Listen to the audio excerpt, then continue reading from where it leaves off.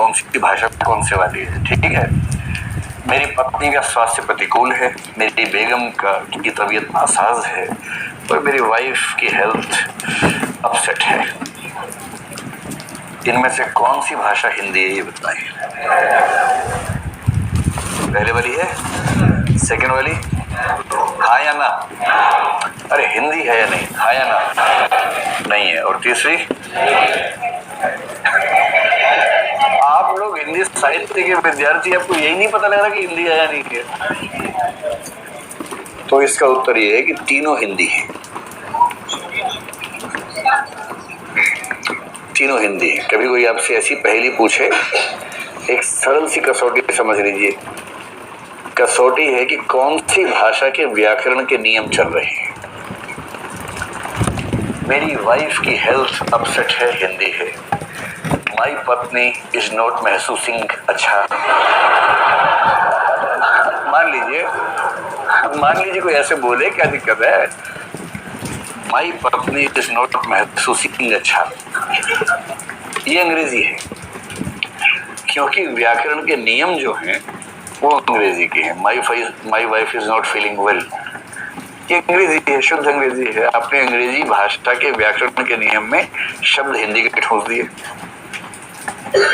तो भाषा का अंतिम फैसला होता है व्याकरण के नियम से, सिंटैक्स कौन सी भाषा का है। इस दृष्टि से तीनों वाक्य हिंदी के ही थे। अंतर सिर्फ इतना है कि शब्दावली में एक में तत्सम शब्द प्रधान थे, दो में विदेशज। विदेशज में से एक फारसी अरबी परंपरा का और एक अंग्रेजी परंपरा का।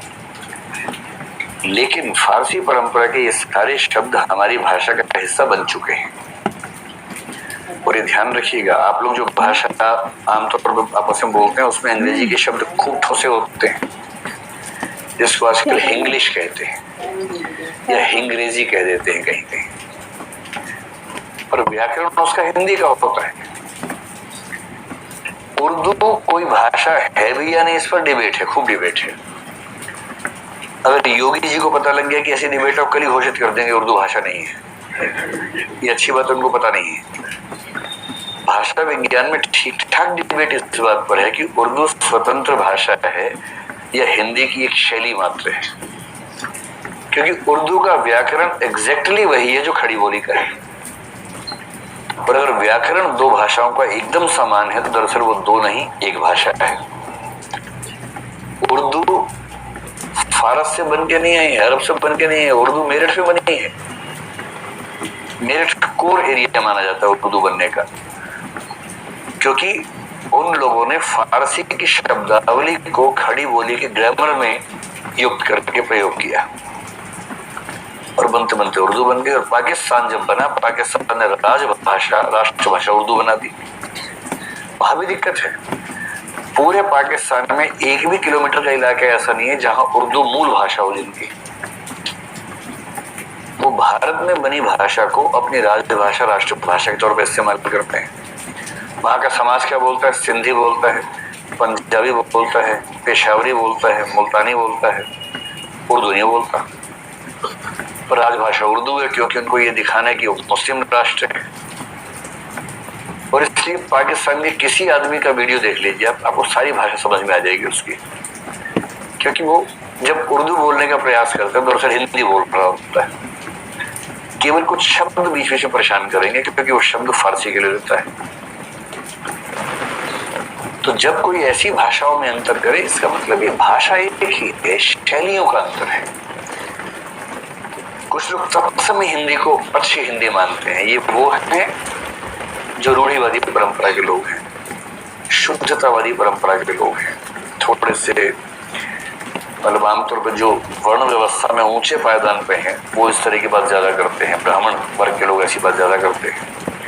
उनमें भी जो पुरोहित क्लास है, जिनके पीछे एंटीना भी होता है, उनको ये वाला ज्ञान ज्यादा प्राप्त होता है कि नहीं, देव भाषा संस्कृत है, वही इस्तेमाल करनी है हिंदी में।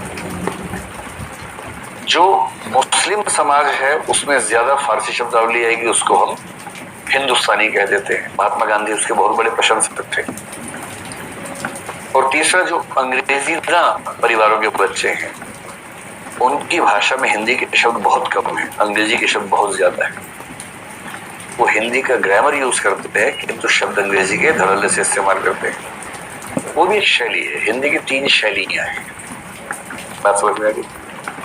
अब राजा लक्ष्मण सिंह हिंदी की उस शैली के प्रशंसक थे जो तत्समी हिंदी है। इनको बोलना हो तो बोलेंगे मेरी पत्नी का स्वास्थ्य प्रतिकूल है। जजमान राजा शिव प्रसाद सितारे हिंदी की उनको बोलना हो तो बोलेंगे हमारी बेगम साहिबा की तबीयत नासाज है। बात एक ही बोल रहे हैं दोनों। और उस जमाने में तीसरी शैली नहीं थी क्योंकि अंग्रेजी भरी हिंदी उस जमाने में नहीं के बराबर दिखती थी।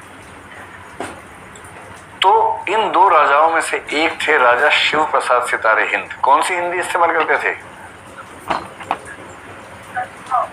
तत्समी या उर्दू जैसी? उर्दू जैसी। एक कहानी इन्होंने लिखी और इन दोनों राजाओं के समानांतर एक व्यक्ति हिंदी के पटल पे छा गया था। उसका नाम था भारतेंदु हरिश्चंद्र। भारतेंदु हरिश्चंद्र बेचारे सिर्फ इनको 35 साल का जीवन मिला और 35 साल में ही झंडे गाड़ के चले गए। पूरा युग इनके नाम पे है। केवल 35 साल 1850 में हुए, 1885 में चले गए। 17 साल की उम्र से लिखना शुरू किया और केवल इतने छोटे जीवन काल में इतना लिख के चले गए हैं कि जितना हम नहीं सोच सकते। जैसे शंकराचार्य 32 साल की उम्र में मर गए और 32 साल से पहले ऐसी फिलोसफी दे गए कि आज तक भारत के लोग उसके आगे नहीं बढ़ पा रहे और मरे हुए 1300 साल हुए हैं। ये हाल है। तो भारतेंदु की एक कहानी है, एक अद्भुत अपूर्व स्वप्न। आपके नोट्स में इसका नाम होना चाहिए। और राजा शिव प्रसाद की है राजा भोज का सपना। इन दोनों के बारे में एक वाक्य में कह देते हैं कि हाँ ये भी है लेकिन इसमें भी यथार्थता ठीक से आ नहीं पाया है। थोड़ा आदर्श वादर्श का एलिमेंट ज्यादा है। इनको भी सीरियस कंटेंडर के तौर पर नहीं देखते हैं। इसके बाद जो 5वीं कहानी है सबसे अच्छी मानी जा सकती है इस दौर में। किशोरी लाल गोस्वामी नाम के एक आदमी हुए जिन्होंने 1900 ईस्वी में एक कहानी लिखी जिसका नाम है इंदुमती। ये कहानी हिंदी की पहली कहानी बन जाती अगर शुक्ल जी इससे नाराज ना होते। शुक्ल जी सुनते दिमाग के अंदर कुछ हुआ, 3 तोप की सलामी देनी है, नाम सुनते ही दिमाग के अंदर है ना, कम से कम 21 तक जा सकते हैं, मिनिमम 3 से शुरू करना है। शुक्ल जी के बारे में एक वाक्य प्रसिद्ध है। शुक्ल जी की वक्र दृष्टि जिस पर पड़ गई उसका करियर खत्म हो गया। तो वक्र दृष्टि समझते हैं, टेढ़ी नजर। और यदि उन्होंने किसी के सिर पे हाथ रख दिया आशीर्वाद की मुद्रा मानी गुस्से में तो भस्म हो गया। और ऐसा एक पेड़ था छायावाद, हरा भरा पेड़ था। छायावाद एक आंदोलन है हिंदी साहित्य में, कविता का बहुत प्रसिद्ध आंदोलन है। आपने महादेव वर्मा का नाम सुना है? वो वहीं से है। और निराला का वो भी वहीं से है। और सुमित्र नंदन पंत का वो भी वहीं से है। और जयशंकर प्रसाद का वो भी वहीं से हैं। चारों कवि उसी आंदोलन से आते हैं, छायावाद से। शुक्ल जी भी उसी समय के थे, इनके समानांतर। शुक्ल जी वो एक फूटी आखिरी सुहागे थे चारों लोग। तो लोग मजाक में कहते हैं शुक्ल जी ने छायावाद पे हाथ रखा और थोड़ी देर तक रखे ही रखा और उसके बाद से छायावाद नाम का हरा भरा पेड़ ठूंठ हो गया। ठूंठ समझते हैं? राख हो गया जल के, कुछ पत्ते वत्ते फूल वूल आने बंद हो गए उसमें सब। और उसके बाद छायावादी कवियों को अपने दिन का आधा हिस्सा इस पे लगाना पड़ता था कि जो बुराई की गई है उसका जवाब दे। इसलिए छायावाद के चारों कवि आलोचक भी हो गए। इसलिए हो गए, क्या करें, शुक्ल जी की वक्र दृष्टि पड़ गई थी। असल में शुक्ल जी ने खुद एक कहानी लिखी थी 1903 में। कहा तो नहीं पर उनके मन में हो गया कि पहली मेरी ही मान ली जाए। कहानी में से उन्होंने, तो उन्होंने कहा कि कहानी है तो अच्छी, पर संकेत किया कि चीटिंग वाला मामला है। तो शेक्सपियर की एक बहुत प्रसिद्ध रचना है द टेम्पेस्ट, आपने इसका नाम शायद सुना होगा। द टेम्पेस्ट के भाव को लेकर बांग्ला में एक कहानी लिखी गई थी और शुक्ल जी का आरोप है कि उस बांग्ला कहानी का ही अनुवाद जैसा है इंदुमती। इंदुमती की मौलिकता को लेकर संदेह उन्होंने जताया और जब शुक्ल जी ने कह दिया मौलिक नहीं है तो बस बात खत्म, मौलिक नहीं है, फिर वो बात नहीं होती है। जो जलवा हिंदी साहित्य में शुक्ल जी का है ना, पश्चिम के दर्शन में अरस्तु का वैसा जलवा है। अरस्तु ने एक बात बोली थी, अरस्तु ने 4000 किताबें देखी थी अपने जीवन काल में, मरने के बाद तो नहीं लिखी होंगी, सीधी सी बात है।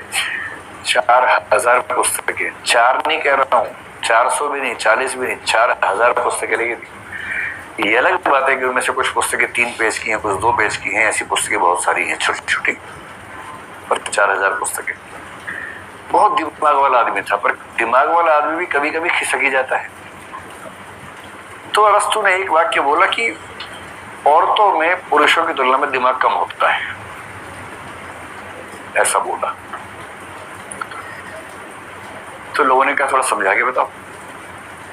तो बोला कि असल में ईश्वर की योजना होती है पुरुष बनाने की, जब उस योजना में फॉल्ट आ जाता है तो औरत बन जाती है। ये अरस्तु कह रहे हैं, मैं नहीं कह रहा हूं, मेरी इससे सहमति नहीं है, मेरी इससे घोर असहमति है। मुझे अरस्तु बहुत बुरा लगता है जब वो ऐसी उठपटांग बात करता है, लेकिन उसने ऐसी बात कही है। पर ये तो मैंने हिंट, असली जो बात बोली वो तो भी आई नहीं है, ये तो सामान्य बातें बताई हुई। तो किसी ने कहा अरस्तु हर बात में इतना तर्क आप देते हैं, इससे वो तर्क दीजिए ना, ऐसे खाली खारिज करने से क्या हो जाएगा, कोई तर्क होना चाहिए आपकी बात मानने का। उस दिन पता नहीं अरस्तु ने भांग खाई थी या महुआ पिया था या ताड़ी पी थी, मुझे नहीं पता, जो भी होता होगा ग्रीस में उस जमाने में। बोला महिलाओं में दिमाग कम होता है, इसका प्रमाण यह है कि महिलाओं के दांत कम होते हैं, ये अरस्तु ने कहा है। और अरस्तु वो है जिसके बारे में कहते हैं the greatest of all those who know, जानने वालों का सम्राट जो है उसको बोलते हैं अरस्तु। उसने ये बात कह दी कि महिलाओं में दिमाग कम होता है, इसका प्रमाण है कि उनके दांत कम होते हैं। मेरे ख्याल से उसकी पत्नी या उसकी बहन या उसकी माँ के दांत कम रहे होंगे। और बड़े बड़े ज्ञानी लोग कई बार क्या करते हैं कि अपने छोटे से सैंपल के बेस से बहुत बड़ा निर्माण करते हैं व्याख्याओं का। पत्नी से का दांत दिखाओ, तो पत्नी वैसे भी दिखाती रहती है, गुस्से में दांत हुई तो गिन लिए होंगे 1-2 बार। सोचा होगा एक ही सैंपल देखा है, एक और देख ले। तो माँ से माँ दांत दिखाओ जरा अपने, माँ के दांत काउंट किए 2 कम निकले। हो सकता है अकल दाढ़ना आई तो क्या पता, कई बार नहीं आती है, बहुत लेट आती है। फिर हो सकता है कोई बहन होगी, उससे कहा तू भी दांत दिखा दे भाई, उसके भी बाई चांस कम थे। तो अरस्तु ने निष्कर्ष दिया कि महिलाओं के दांत कम होते हैं और दिमाग तो कम होता ही है, वो तो मैंने घर पर देखा ही है। तो उसने कहा नहीं, शायद ये सोचा होगा। मजे की बात यह है कि इसके बाद यूरोप में ये बात खारिज पहली बार तब हुई जब अरस्तु को मरे हुए लगभग 1600 साल हो गए थे कि महिलाओं के दांत बराबर होते हैं। ये स्थापित करने में 1600 साल लगे यूरोप को। क्यों? क्योंकि अरस्तु ने कहा है। लोग मजाक करते हैं कि एक बार किसी पुरुष ने कहा होगा पत्नी को दांत दिखा दे रहा, अपने दांत काउंट कितने थे, तो 32 ही हैं, मेरे 32 हैं। पर अरस्तु ने तो कहा ऐसा कम होते हैं। भरोसा इतना अरस्तु पे तो क्या बोलता होगा, तेरी ज्यादा है, इसीलिए तू ठीक औरत नहीं है, तेरी ज्यादा है। ऐसा प्रभाव हिंदी साहित्य में शुक्ल जी का है। कह दिया कि इंदुमती नकल है तो नकल है, बात खत्म, खारिज, उसके बाद बात नहीं होगी। और इसलिए किशोरीलाल जी ऊपर जहां भी होंगे शुक्ल जी के आसपास ही होंगे, रोज कोसते होंगे कि आपके एक वाक्य ने मेरा श्रेय छीन लिया, बात खत्म हो गया। अब मजे की बात है कि इसके बाद जो कहानी है वो शुक्ल जी की ही है। लेकिन ऐसी फूटी किस्मत थी कि बाई चांस बाद में एक कहानी और निकल के आ गई कहीं से। वो 1901 में छत्तीसगढ़ मित्र नामक पत्र में छपी थी, जो लिखने वाले हैं माधवराव सप्रे। इस कहानी का अनुमान उस समय नहीं था, बाद में निकल के आ गई कहीं से। एक पत्रिका सामने, उसमें कहानी छपी हुई थी, और सप्रे जी की जो कहानी है उसका नाम है एक टोकरी भर मिट्टी। अच्छा, इस कहानी में ठीक ठाक यथार्थवाद भी है, पूरा तो नहीं है, टाइम लगता है में, लेकिन यथार्थवाद का एलिमेंट नजर आता है। एक विधवा स्त्री है, एक दूसरे व्यक्ति की नजर उस पे है, वो उसका शोषण करना चाहता है। उनके द्वंद्व की कहानी है कि कैसे वो अपने आप को उससे बचाने का प्रयास कर रही है। ठीक ठाक यथार्थवाद है, कोई वजह नहीं कि इसको ना माने, और इसलिए ये मानना पड़ता है कि हिंदी की पहली कहानी माधवराव सप्रे की एक टोकरी भर मिट्टी है। इसके 2 साल बाद शुक्ल जी की कहानी छप गई, 11 वर्ष का समय, पर लेट हो गए। पहली तो पहली होगी, एक ही होगी। उसके 4-5 साल बाद एक बंग महिला नाम की, राजेंद्र बाला घोष नाम की एक महिला थी, उनकी कहानी थी दुलाई वाली। और उसके कुछ साल बाद 1915 में एक कहानी छपी चंद्रधर शर्मा गुलेरी की। उसने कहा था, जो कि प्रेमचंद से पहले की सारी कहानियों में सबसे शानदार कहानी है, पर पहली तो नहीं है। और इससे जब भी कोई आपसे पूछे हिंदी की पहली कहानी कौन सी, अब धूमधाम से कही कि अब यह बात साबित हो चुकी है कि हिंदी की पहली कहानी माधवराव सप्रे द्वारा लिखित एक टोकरी भर मिट्टी है, जो छत्तीसगढ़ मित्र नाम के अखबार में 1901 ईस्वी में छपी थी। बाकी जो 5-6 बताई, इनमें से 2-3 आप भूल जाएंगे परीक्षा में, कोई बात नहीं, 2-3 का जिक्र कर दीजिएगा और इसको स्थापित कर देना है कि हिंदी की पहली कहानी है। और ये प्रश्न आने की संभावना उतनी ही है 100 साल में एक बार, क्योंकि 1 सितारे वाला प्रश्न है। पर हाँ, ये आपका पहला प्रश्न है, इसलिए इसका महत्व है। अब मैं हिंदी कहानी के पूरे इतिहास को एक डायग्राम में समझाने का प्रयास करता हूं, ताकि एक आइडिया आपको पूरा मिल जाए, फिर एक हिस्सा समझेंगे। हिंदी कहानी का इतिहास।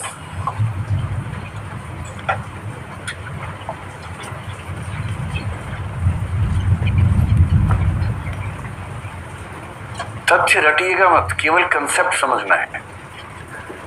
कंसेप्ट लिखेंगे और एक एग्जाम्पल के तौर पे एक कहानी का नाम लिख देंगे परीक्षा में, बस। अच्छे अंक लेने के लिए आपका उत्तर कंसेप्चुअल होना चाहिए। तोते की तरह कि इस जमाने में 21 कहानियां लिखी गई, 21 के नाम नीचे लिखे गए हैं, 1 2 3 4 21 का नाम लिख दिए। ये तोतापन काम नहीं आएगा, आप एक का ही नाम लिख के आइए। कंसेप्ट बताइए कि उस काल की कहानियों में ट्रेंड्स क्या क्या थे, प्रवृत्तियां क्या क्या थी। तो हिंदी कहानी के इतिहास को मूलतः आप 3 चरणों में बांट के देख सकते हैं।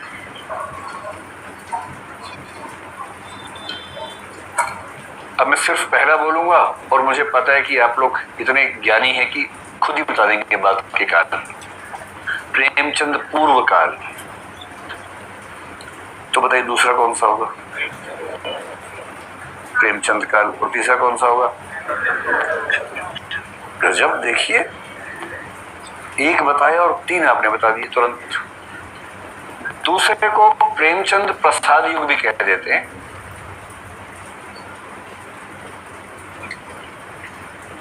अब ये मत कहना है कि पहला काल है और दूसरा युग है, ऐसा क्यों हुआ?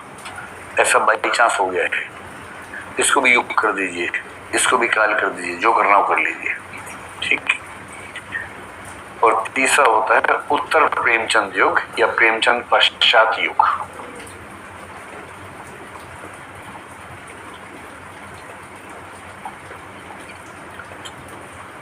देखिए, गद्य की सारी विधाओं में क्या हुआ कि हमने काल विभाजन, इसको काल विभाजन कहते हैं। क्या क्या काल हैं इतिहास में? गद्य की सारी विधाओं में काल विभाजन किसी एक व्यक्ति को केंद्र में रख के हुआ है। इसलिए कहानी के इतिहास के 3 चरण, प्रेमचंद पूर्व, प्रेमचंद, प्रेमचंद पश्चात। उपन्यास के इतिहास के भी 3 चरण हैं, यही 3 हैं, प्रेमचंद पूर्व, प्रेमचंद युग, प्रेमचंद पश्चात। नाटक की दुनिया में जो व्यक्ति केंद्र में है वो जयशंकर प्रसाद है। तो कौन से 3 युग हो गए? प्रसाद पूर्व, प्रसाद युग, प्रसाद